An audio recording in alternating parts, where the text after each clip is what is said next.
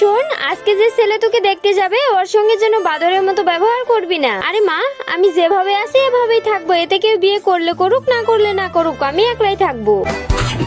এই শোনো, তুমি কি রিয়া? হ্যাঁ হ্যাঁ, ওখানে বসো। হ্যাঁ বসতেছি। ধরো এটা খাবে, এটা আর এটা খাতে যে এত মজা তুমি জানো না। ধরো খাও। দাঁড়াও, আমি খেয়ে দেখিয়ে দিতেছি। ধরো, আমি ওসব খাই না, তুমি থাকো। আরে কি হলো? কিছু না, ওসব মানুষ খায় নাকি? আমি তোমাকে বিয়ে করতে পারবো না, তোমার মাকে আমি বলে দিবনি। এই শোনো, ইয়া, এই দেখ কত বড় মাছ ধরেছি, তুই তো পারবি না। হ্যাঁ মা বলো। আজকে তোর সঙ্গে একটা ছেলে দেখা করবে। এই ছেলের সঙ্গে যদি তুই বাদরাপনা করিস আর এই ছেলে যদি তোকে বিয়ে করতে না চায়, তাহলে কিন্তু তোর খবর আছে বলে দিলাম। এই মা, আমার কথা শুনো। মা কেটে দিল।